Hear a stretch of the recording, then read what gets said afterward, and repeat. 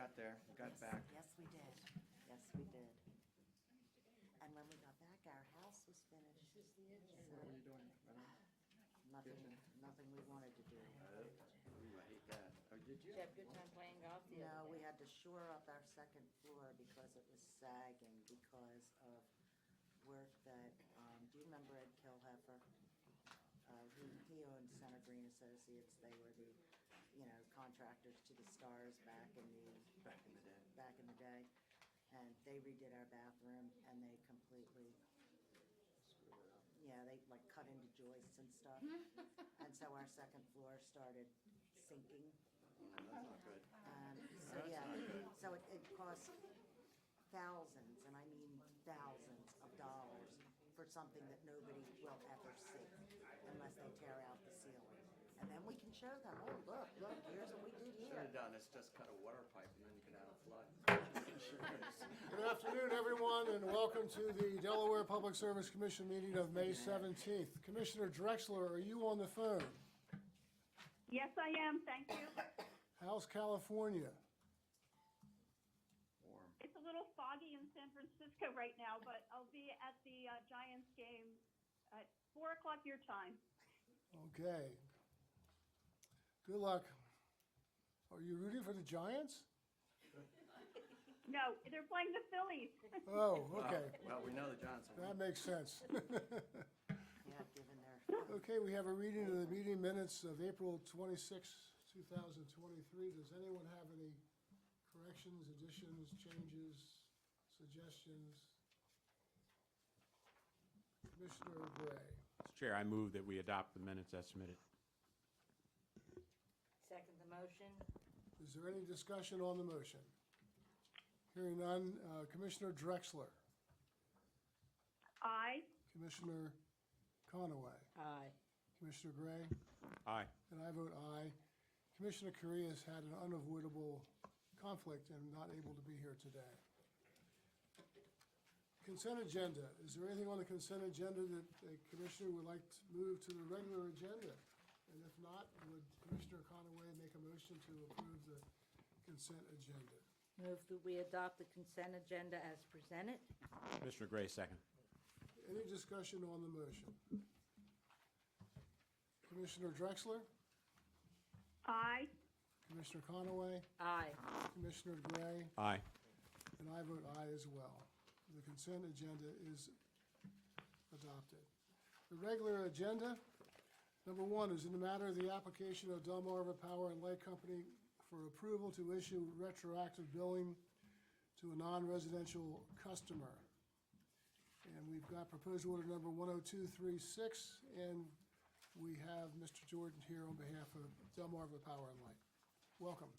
Good afternoon, Mr. Chair, Commissioners. May it please the Commission, Brian Jordan for Delmarva Power and Light Company. And I'm here today to ask that the Commission approve proposed order 10236, which would give Delmarva permission to issue 36 months of retroactive billing to this account.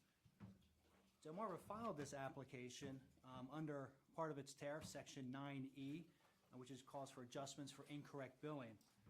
And in that section of the tariff specifically, it allows Delmarva to seek the Commission's approval to issue retroactive bills up to 36 months or 3 years for a demonstrated clerical error, incorrect meter installation or reading, and so on. And in this case, it happens to be a clerical error that was the cause of the missed bills. The error involves what's called a station service charge, which is a charge that a power generator would incur when it cannot generate enough electricity to run itself. In other words, if the generator produces enough electricity to be self-sufficient, it does not incur a station service charge. In this instance, the generator started out producing enough electricity to be self-sufficient, so Delmarva did not enter a station service charge into its billing system. Fast forward to the situation where the power generator began to decrease its output to the point where it was no longer self-sufficient and would incur a station service charge. However, Delmarva did not bill it because it was not in its system. And it wasn't until September 13th, 2022 of last year that our energy acquisition team noticed that the station service charge was not being billed. So it looked into the matter, contacted the customer, who confirmed that it was not being billed. And so shortly thereafter, Delmarva took the steps to make sure that that station service charge is entered into the system, so that way going forward, it will be billed. And I can say that that has been the case since then. First bills have been issued out to this customer. But that doesn't solve the past 36 months where that station service charge was not billed. And so pursuant to the tariff, what we've done is we filed this application seeking the Commission's authority to issue those 36 months of bills to this customer.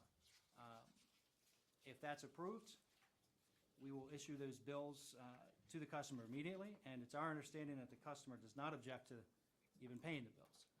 So with that, I'm certainly happy to take questions that the Commission has about either the part of the tariff or the facts that I've recited, or anything else about this matter. Thank you, Mr. Jordan. Mr. Geddes? Thank you, Mr. Chairman, members of the commission. Staff has reviewed this.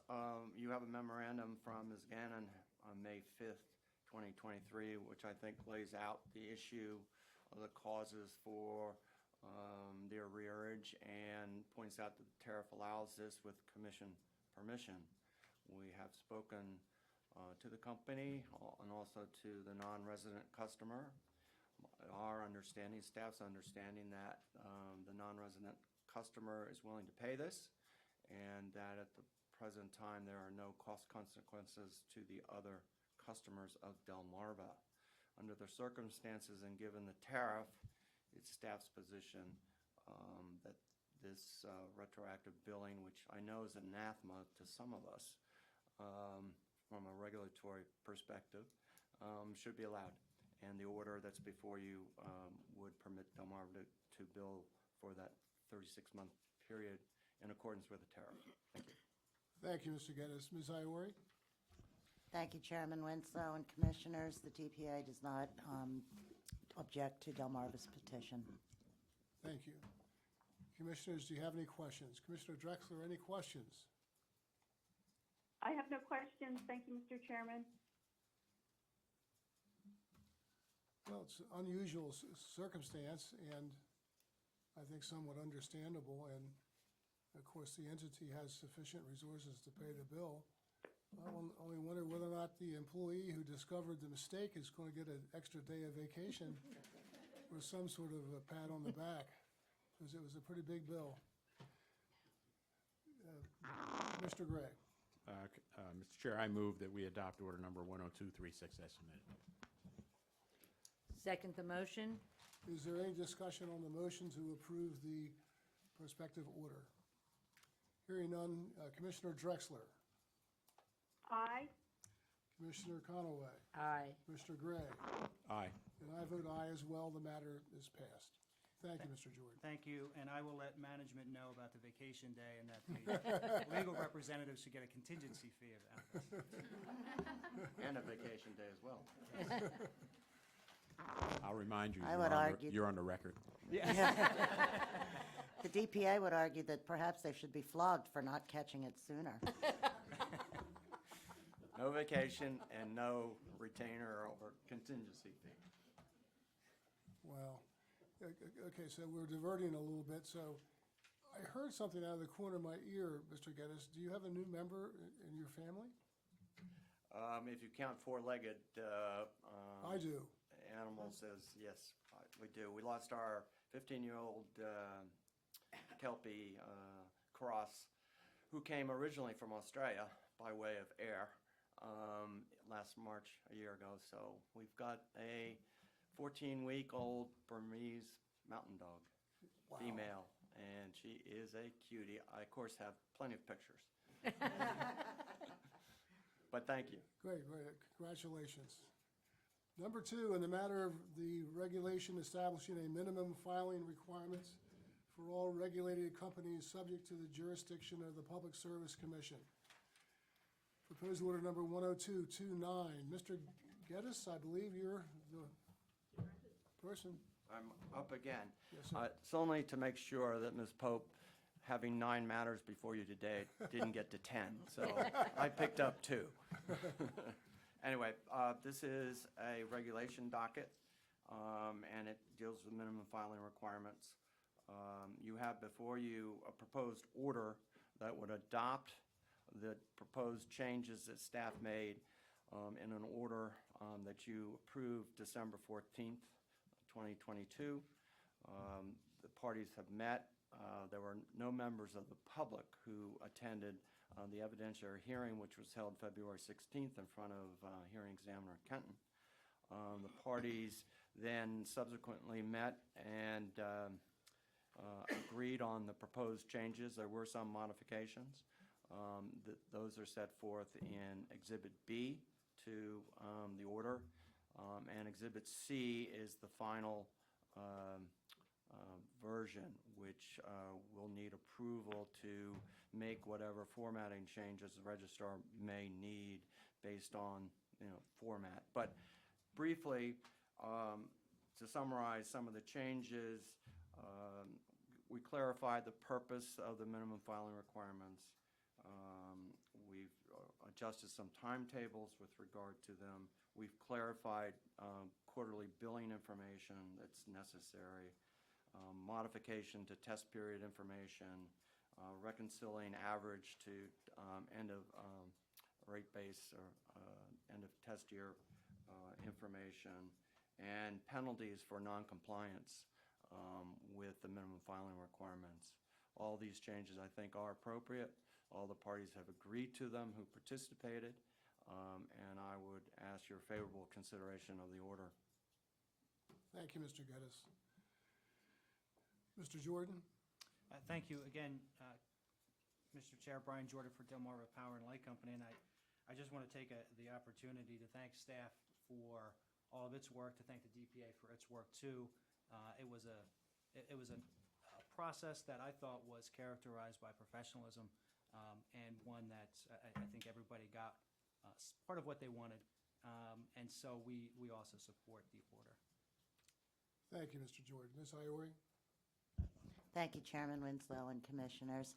The DPA supports the proposed regulations. We thank the utilities, and we thank staff for the initial drafting and the utilities for participating.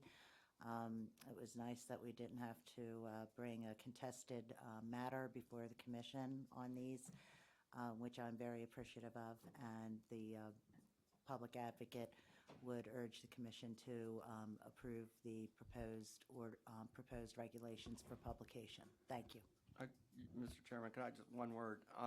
As you know, regulatory dockets are complicated and iterative, and I would just like to thank Ms. McDowell for organizing the docket, organizing the comments, and redlining the changes for us. Tedious job, but done, as Mr. Jordan said, with great professionalism. Thank you. Thank you. There's a list of other individuals who are parties. Is there anyone else who wishes to speak on behalf of a party? I see no response to that. Commissioners, do you have any questions? Commissioner Drexler, any question? No question. I'd just like to add my thanks to the parties for resolving this matter, which is, I think, pretty important. And we had our share of fisticuffs over these issues, so it's nice to have it put to bed so nicely. And Connie, thank you for your efforts. It's much appreciated.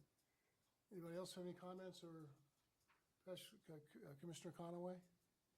I move that we adopt order number 10229, approving publication of the proposed regulation. I second. Any discussion on the motion? Hearing none. Commissioner Drexler? Aye. Commissioner Conaway? Aye. Commissioner Graham? Aye. And I vote aye as well. The matter passes. Thank you, everyone. Number 3 is in the matter of the application of Delmarva Power and Light Company to implement tariff changes in compliance with sections D and E of Delaware Code 1014 We have proposed order number 10241, and once again, we have Mr. Jordan. Good afternoon again, Mr. Chair, Commissioners. May it please the Commission, Brian Jordan for Delmarva Power and Light Company. The proposed order before the Commission, 10241, is recognition that the tariffs that are also attached are compliant with the Senate bill that was passed. And so what we're asking for is Senate Bill 298. And you'll see that there are changes to tariff leaves 103, 105C, and tariff leaf 105D. These changes will become effective on or after June 1st, 2023, if the Commission approves. And so what we're asking for today is that the Commission enter the order allowing these tariffs to become effective. Thank you, Mr. Jordan. Ms. Pope? Thank you, Chairman and Commissioners. Summer Pope on behalf of staff. Staff supports the proposed form of order which approves the April 27th, 2023 application and the revised net energy metering tariffs to be in compliance with Senate Bill 298 and Senate Bill 54. Staff thanks Delmarva and DPA for their attention to the matter. Thank you. Thank you, Ms. Pope. Ms. Iori? Thank you, Chairman Winslow and Commissioners. The DPA takes no position on this particular order.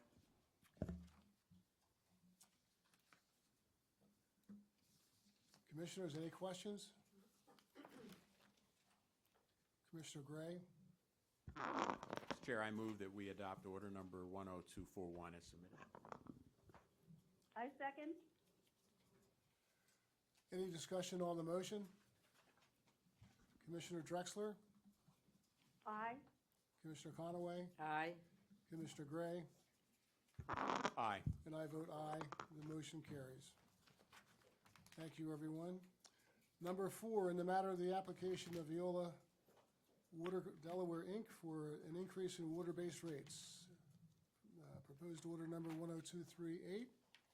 And we have a familiar individual coming forward. Ms. Scott, thank you. Nice to see you again.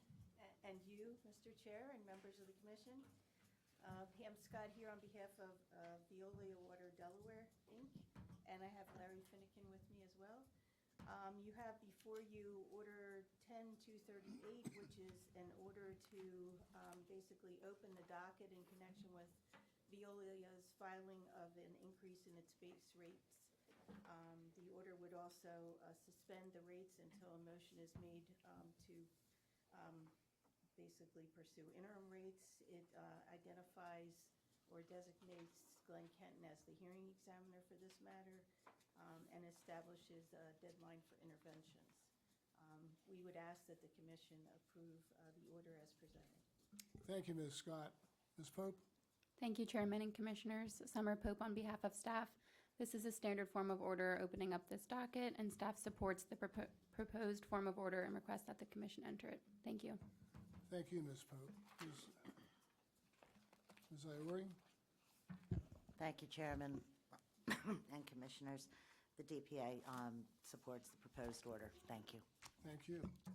Commissioners, any questions of the parties? Commissioner Drexler, you want to make a motion from California? Yes, please. I move that we adopt proposed order number 10238 as presented. Second the motion? Is there any discussion on the motion? Hearing none, Commissioner Drexler? Aye. Commissioner Conaway? Aye. Commissioner Gray? Aye. And I vote aye. The motion carries. Thank you. Thank you, Ms. Scott. Mr. Finnegan?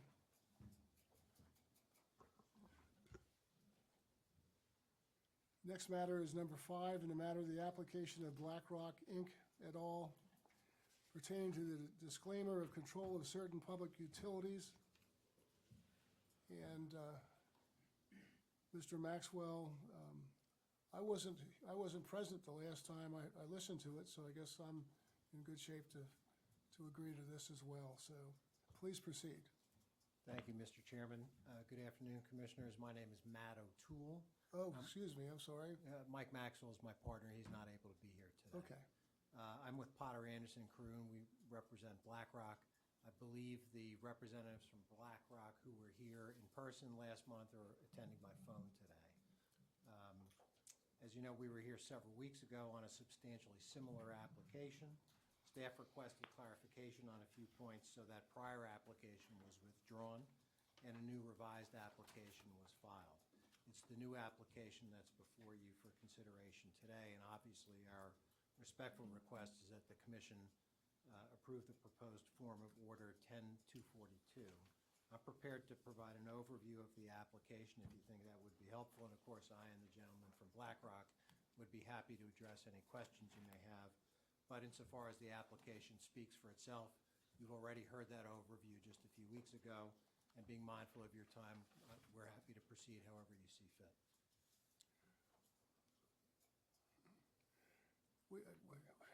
We appreciate the offer because we don't really like to listen to the same arguments or the same comments a second time, let alone more than that. So let's proceed as you have suggested. Okay. Without I guess the changes you made, whatever those are, if you discuss them, obviously. Sure. Staff had requested clarification on some points regarding the nature of BlackRock's business and the nature of its ownership in the different ownership of securities in the several utilities. We amended or made revisions that were incorporated into the new application to address those points. Mr. Geddes? This is my docket, Chairman. Yes, Mr. Geddes is only on 2 dockets today. These 2 are up. Yes, so this application was heard on a different docket number at the last commission meeting, and staff did request that BlackRock provide more information, which BlackRock did. Basically, that information was just clarifying of nature so that staff could feel comfortable proposing in front of the commission. Staff does support the proposed form of order today and believes that BlackRock has answered all questions detailing our questions from last commission meeting. Specifically, they have provided more detail as to why their company operates in certain capacities to be able to own or to hold different shares of and securities, voting securities, which fluctuate regularly. So staff believes that it's appropriate to BlackRock, be able to own a specific amount. I'm just not trying to go confidential here, but basically staff is in agreement with the proposed form of order presented today and respectfully request that the commission approve it. Thank you, Ms. Pope. Ms. Iori? Thank you, Chairman Winslow and Commissioners. The GPA did have the opportunity to review the revised application, or I should say the substitute application, and the proposed form of order with respect to that proposed or revised application. And the DPA supports the proposed form of order. Thank you. Thank you, Ms. Iori. Commissioners, do you have any questions? Yes, Mr. Gray? Chairman, I have a couple of questions. So I read through the submissions. Thank you very much for the detailed information. In general, I pretty much support the order, the framework in which it's presented. When I compare what this order allows, which says 10% or more up to 20% of the voting shares, securities of any one of the utilities or collectively, is it, or could you make a statement whether the adoption of this order by this commission is compared to the FERC allowance that you've provided as evidence, where it says that the applicant funds and the investment accounts separately are allowed a maximum of 10%, whereas this order says 10 or more up to 20%. I'm curious to know whether or not this opens the door for your applicant funds or investment accounts to own up to 20% of the voting securities, where the FERC order allows only 10% for those sub-entities. Mr. Commissioner, my understanding is that the proposed form of order here would allow essentially the same ownership as is permitted under the FERC the FERC authorization. Well, the FERC authorization does allow up to 20% on the aggregate, but it constrains any individual applicant fund or investment account to 10% ownership. So And- therein is the distinction that I'm trying to clarify. Yes, sir. The proposed form of order is to the same effect. No individual applicant fund or investment account will own more than 10% of any particular utility's voting securities. Okay, that clarifies it for me, and it's on the record. That pretty much conforms to the way I interpreted the FERC allowance as well. Yes, No sir. further questions, Mr. Chair. Commissioner Conaway? Move that we adopt order number 10243. I second that motion. Is there any discussion on the motion? Hearing none, Commissioner Drexler? Aye. Commissioner Conaway? Aye. Commissioner Gray? Aye. And I vote aye as well. I would just say that I thought the first application was about as thorough as you could possibly get. And of course, it takes a lawyer to find perhaps some questions, and then, of course, then you have an engineer following up. So you have more questions, but well done. Thank you, Mr. O'Toole, and we'll get on with the next matter. Thank you. If I may just note, we very much appreciate the professionalism and courtesy shown by Mr. Hardigan, Ms. Pope, and Ms. Iori. They engaged with us constructively every step along the way, and we're grateful for that. Good. Thank you, sir. And thank you for your time. Okay, do we have a hearing scheduled next? And I don't see anything that's scheduled for a hearing. And we have a public comment after that. Is there anyone here who would like to make public comment? Ms. Scott? You want to make any comments? Okay. Commissioner, Mr. Geddes, please.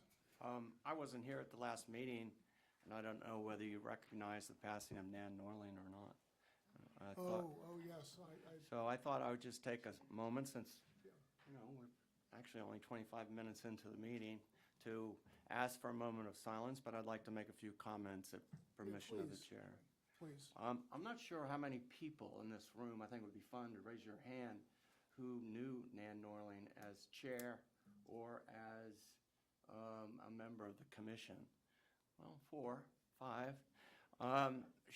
She was on the commission when I started in 81. She became chair, I believe, in 82, although her obituary says 84.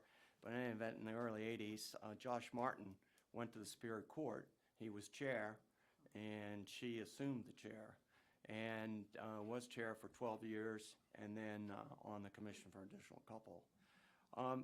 But things, when Nan Norling was chair, were a little different than they are today under your chairmanship. I would refer to them as the Wild West. We did not have Section 512 of the code, which meant that everything was litigated, everything. And hearings would start, not all hearings, but the big telephone hearings, and sometimes the Delmarva hearings, but more the telephone hearings, would start at 10 in the morning and go till 10 at night, and sometimes longer. And we had a court reporter. We had a court reporter in those days. His name was Eddie Hawkins, and Eddie was a unique individual. So Eddie's way of telling people he was tired was to take his hands off his machine and wait for somebody to see whether he was still taking the Q&A. And then he would say, I need a break. So the commission was basically Eddie's whim, because he'd take a break for 15 in the morning, maybe half an hour in the afternoon, and then where's Eddie? We need to get started.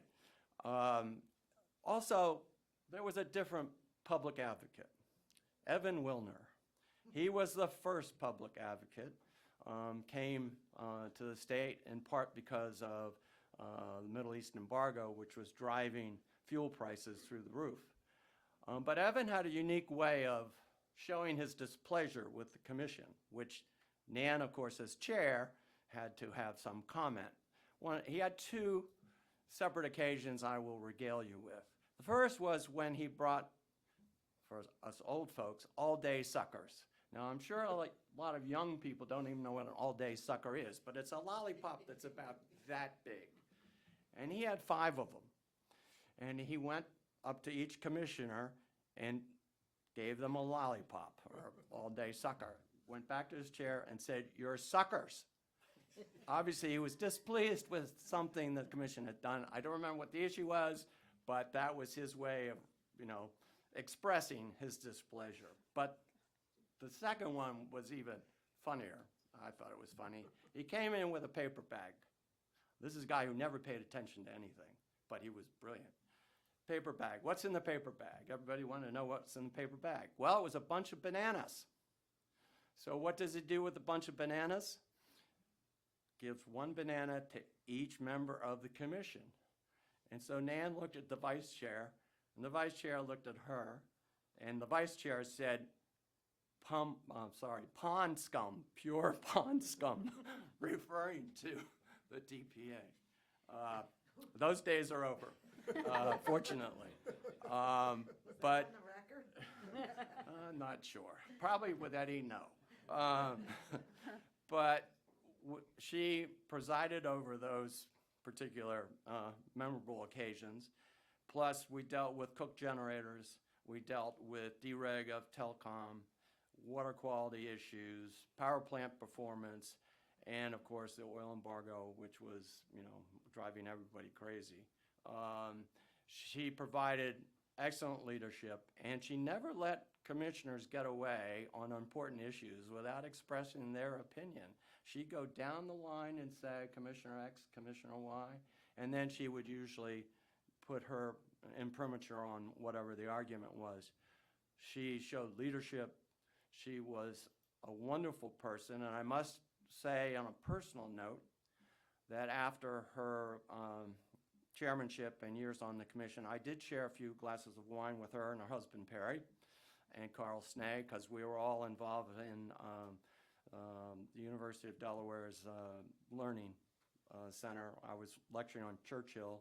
Perry loved Churchill, and so we would have some discussions about Churchill and some of his famous sayings. But she was a wonderful lady, provided great leadership. She will be missed. Can we have a moment of silence? Yes, sir.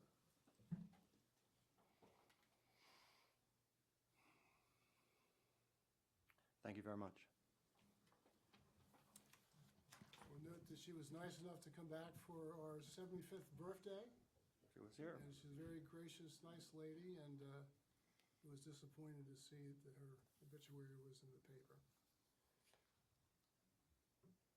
I think I've already asked if there's anybody here for public comment, and we have Mr. Hardigan next. Thanks, Chairman Winslow. Before we get to Delmarva's presentation, I did want to circle back and ask Ms. Pope or Ms. Geddes for an opinion on the last item. There's a confidential and public version of the order. Is an approval required for both of those, or? Just one. I suppose the confidential version, and then we can just redact it. Okay. Let's just affirm on the record that the commissioners agree with that. Commissioner Drexler? Aye, I do agree. Okay. Commissioner Gray? Aye. Mr. Conaway? If that's legal, yes. If you say yes, it's very helpful. Okay, yes. And I say yes, that's my understanding too. So the confidential order is the one that will be executed by the commissioners. Thank you. So And just for point of clarification, since we're trying to do belt and suspenders, I assume that on Reg 4, I asked that you approve the staff's ability to format this in accordance with the registrar's requests, and that was included in your motion to approve the order. Your comments during that matter included that, and so I believe that all the commissioners voted with that intent. But for the record, we will go through. Commissioner Drexler, do you agree? Yes, aye. Commissioner Conaway? Yes? Mr. Gray? Aye. And I believe, yes, I voted for that as well. Thank you, Mr. Chairman. So we do have a brief update from Delmarva Power, an annual update regarding their energy efficiency program, and I'd like to invite Christine and Elizabeth to come forward.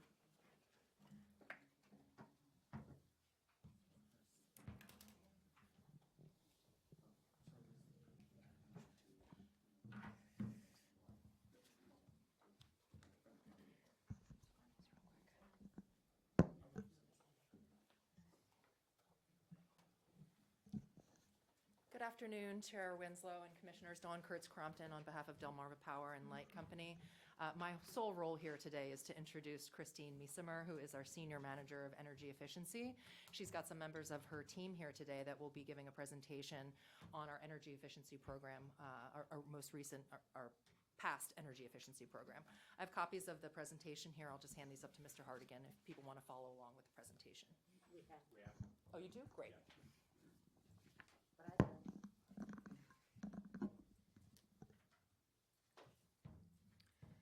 Good afternoon, Chair Winslow and Commissioners. As Dawn said, sorry. My name is Christine Miesimer. I am the Senior Manager for the Energy Efficiency Portfolio at PHI. We're pleased to join you today to highlight the performance of our energy efficiency programs here in Delaware. From 2020 through 2022, we exceeded our target energy savings goals while simultaneously coming in under budget.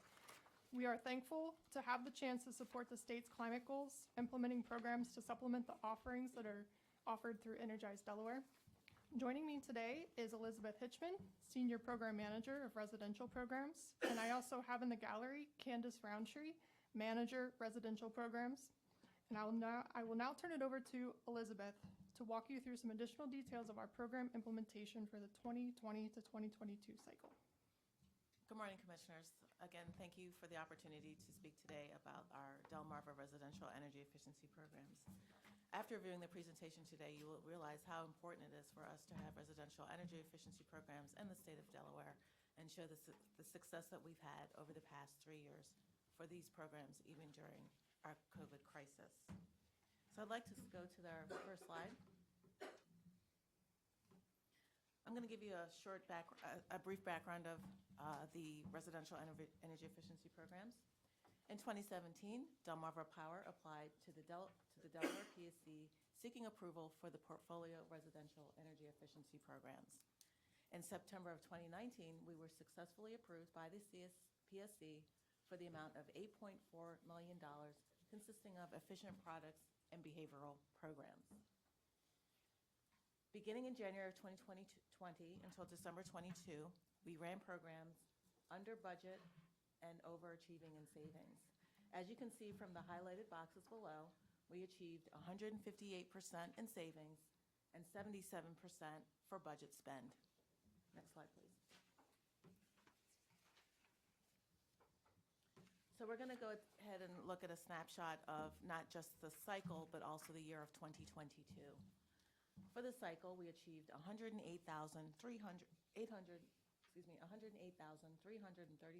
megawatt hours in savings, which is 158% of the savings goal, which is quite phenomenal. I'm going to show you briefly how we achieved those goals. In 2020, we had a target savings of 10,619 megawatt hours, but we more than doubled that goal with a reported savings of 27,588, which resulted in 260% of the energy savings. That is quite an accomplishment during our time of COVID, and it was also the first year that Delmarva Power actually ran programs in the state of Delaware. In 2021, our target savings were 25,387, and we reported 38,339 megawatt hours. That's 151% of the target goal. So once again, we have progressively shown that Delaware residents are very much interested in saving energy efficiency. In 2022, we did 42,406, which was our best year to date, at 130% of goal. Our target was 32,499. And as you can see from the bar graph to the right, if you look at the differences between the light and dark purple, we really accomplished some great things for the entire cycle. Next slide, please. Specifically in 2022, as I stated earlier, we did 42,406 megawatt hours. The reason this is so incredible is that even with our target goal going up each year, we were still able to accelerate to a point where we literally doubled our savings from the very first year. So we really tapped in, tried to figure out what residents were interested in, and I think we did an amazing job of not just providing first-class energy efficiency programs, But in addition to that, being able to come under budget and being able to really effectively market these programs in a very cost-effective way, which is why we think it is so important that we continue an upcoming cycle for residential programs in the state of Delaware. Next slide, please. So let's break down exactly how we reached the cycle goal. We had two programs, lighting and appliance recycling. For lighting, we achieved 346%. That is triple what we were expected to get for the entire cycle. That's quite amazing. It really goes to show that Delaware residents really needed a program such as the lighting program. We did 41,963 megawatt hours, which is over 1.183 million bulbs incentivized. Between purchases at Home Depot, Lowe's, and other retailers, we did an incredible job of showing customers that they can actually save energy with LED bulbs. Appliance recycling, we did 103% of that cycle goal. We did 3,182 megawatt hours in savings, which is the equivalent of removing 3,408 inefficient units, which of course helps us reduce our greenhouse gas emission goals, which we as Exelon, as a company, that is our goal from now on, is to show the impact of reducing greenhouse gas emissions. Refrigerators icon is shown because that is our #1 recycled product. It is a $50 rebate. It's a higher rebate than some of our other units. And most importantly, we have no contact pickup, which is something Delaware's residents really enjoy, especially during our time of COVID, when we wanted to have as little contact as possible with our consumers. Next slide, please. In 2022, we did 17,497 megawatt hours, which is the equivalent of 488,933 bulbs. So as you can see, 2022 was the best year to date. We did almost half of our bulbs incentivized in the year of '22. Most importantly, appliance recycling, another program that we're hoping to bring back in the new cycle, we did 1,787 megawatt hours. That was the equivalent of 1,751 units. So 2/3 of our pickups were actually during the year of 2022. So it really goes to show that consumers really started paying attention to our programs. And I will show you on the next slide how we were able to do that. This is a snapshot of our marketing pieces. These are just two pieces that we've had. We did several campaigns. To our left, we have a bill insert, of course, that we insert in the bill for our residents. To our right, we have what we call an LED guide. This is an informational tool, educational tool to show customers how an LED bulb can really reduce savings in their home. At the end of the day, we all want to save money, right? And LEDs are a great opportunity. They last much longer. Bulbs can last 12 to 20 years, depending on the bulb that you have. It's more efficient lighting, and if you use it dimmer, it's even better, like in a kitchen or a bathroom. So LED bulbs are were quite significant. But we also did other marketing pieces, or tactics as we call them. We did digital ads, Google AdWords, mobile phone marketing. And again, it was extremely successful. If you look at the dates, we began in July of 2020 and ended in May of 2021. Why is that significant? We didn't have to do it for the whole cycle. So it made the lighting program extremely cost effective. So we were only able to spend money for approximately 9 months. It's something we're very proud of, and that's money that we can use towards other campaigns or other ways of helping the community. Next slide, please. For appliance recycling, these materials were deployed in July of 2020 to April of 2022. We had a slightly slower start with appliance recycling, so we thought it was important to maintain a marketing presence. We began with our more traditional marketing, which I showed you on the previous slide, but in 2022, we launched what we call our Zoe campaign. This is a campaign that was a little bit more educational and made people pay attention more. We showed families, an actual family, and giving them advice on how they can save. These are just some samples: a direct mail postcard, standard web banner, and a Nextdoor ad. Nextdoor is a digital app that people use in their communities to find out what's going on in their neighborhood. So we found that was extremely successful. So we're very proud of the Zoe campaign, and it's something that we hope to continue in the future. Next slide, please. So we're now shifting from consumer products to our behavioral programs. In 2022, in the entire cycle, we did 63,188 megawatt hours. If you can see the graphs to the right, we increased that usage from the beginning all the way up until the end of the cycle.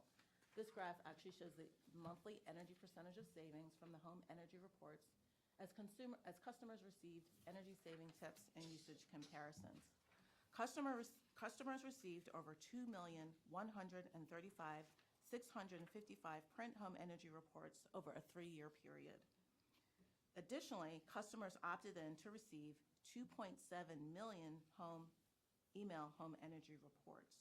The combined effect of print and mail home energy reports has contributed to over $9 million in life cycle benefits to customers. So that's quite amazing. I myself am an Exelon customer, not in this territory, but I must say, when I receive my home energy report, it really is a wake-up call for me. It shows me how my usage is, and we'll get into the details a little bit more as to what those do for you. The next slide, please. So savings in 2022, the performance, we did 23,121 megawatt hours, which was a steady state. The home energy report savings are supplemented by opt-in communications such as weekly usage reports, high usage alerts, and solar education reports also for new solar customers. In Q4, we launched what we call our Delmarva Electric Vehicle Confirmation Campaign. We were able to tell by people's energy use if they could possibly have an electric vehicle. So we started this email campaign to identify customers as an EV customer and trying to figure out ways we can help them save energy during off-peak times. At the top, we have the actual question: do you own an electric vehicle? If you said yes, you would then get personalized energy insights as to how to save when charging your vehicle during off-peak times. We hope that if these programs come back, we hope that when these programs come back in the new cycle, we'll be able to reach out to those same customers and see what their usage is and give them even more tips on how they can save on their electric vehicle. Next slide, please.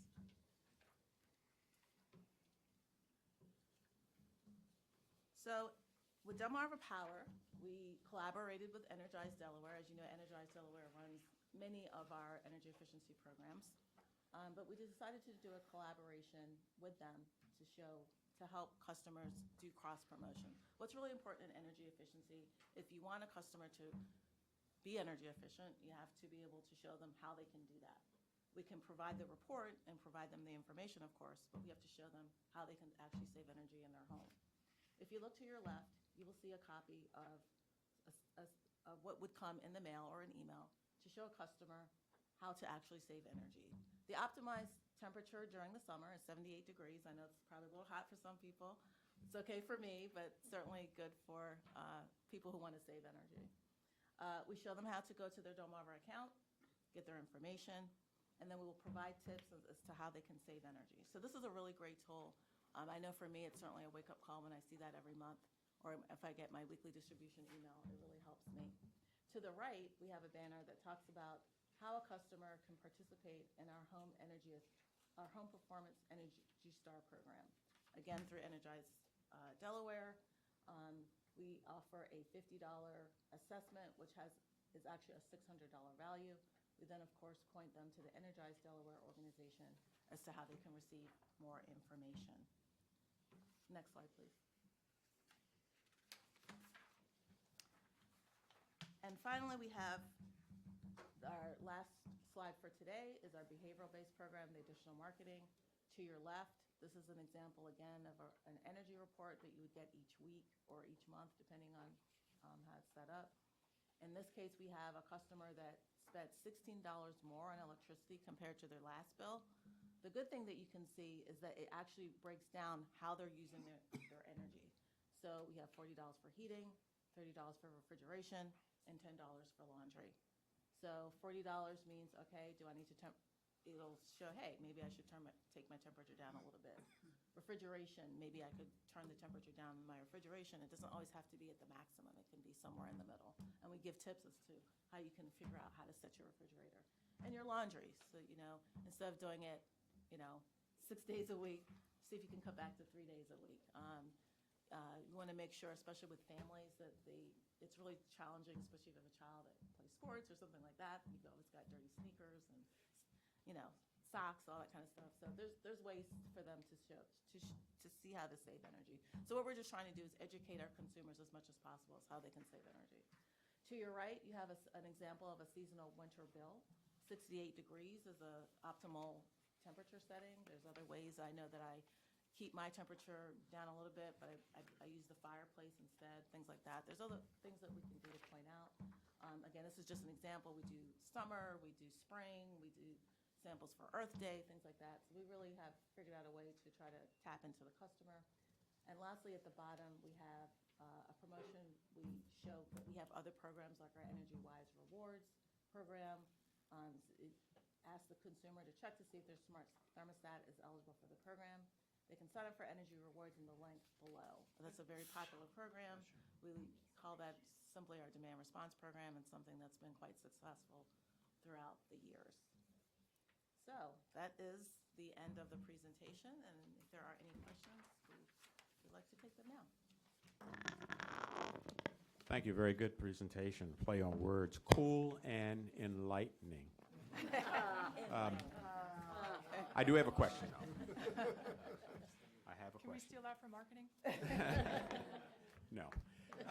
So on your last slide view, Yes. where you show the consumption for heating, refrigeration, laundry, is it my guess that you need a smart thermostat and a configured system? How does the system know that I'm running my machine? So we actually use AMI data, and generally we understand what type of energy either a washing machine or an HVAC system uses on a daily basis, so we can break down a customer's bill. It's an estimate, it's not an exact science, but based on questions that the consumer answers for us, like they can go in and fill in questions like, do you have a gas dryer or an electric dryer? Do you have a gas furnace or an electric furnace? And then we use that to break down what we estimate is making up their bill so that they can customize or tailor their usage accordingly. So I get the bulk energy analysis that comes maybe monthly or every other month, but do I have to go into your website and configure those answers in order to get this breakdown that you make assumptions about? To get more customized, yep, and we usually deliver those via email. So Just go into the main Delmarva website? log into your account on delmarva.com, and then you Okay. can fill out the home energy questionnaire, and it'll Okay. ask you other questions like, do you have an EV? Yeah, And it'll provide more customized solutions or tips for you. very helpful to know. Thank you. Very good presentation. Keep up the good work. Well, thank you so much. That was really interesting to listen to and to learn about, and it seems that you're heading in the right direction. So, Yeah, I think we've done an amazing job. Marketing is still key to residential programs. Some people don't have emails. Some people like to, actually, like my mom, she likes to get her bill and look at it and check it. And I think it's something that's really important. I know, like I said, I get a weekly email telling me what my usage is every Thursday, but I also get my monthly bill in the mail and through email. It's just a kind of a check, and it makes me stop and think, oh, okay, I probably, I actually look at the usage every day, and I'm realizing, why do I use so much on Saturday? Well, I do my laundry on Saturday, right? So it just kind of keeps you in check and figures out what you can do just to customize your use. And smart thermostats are obviously really important as well. We have great programs. So there's a lot of things that we can do on the residential side that we think are really important. And I think it's really important for us to keep these programs, keep us educated.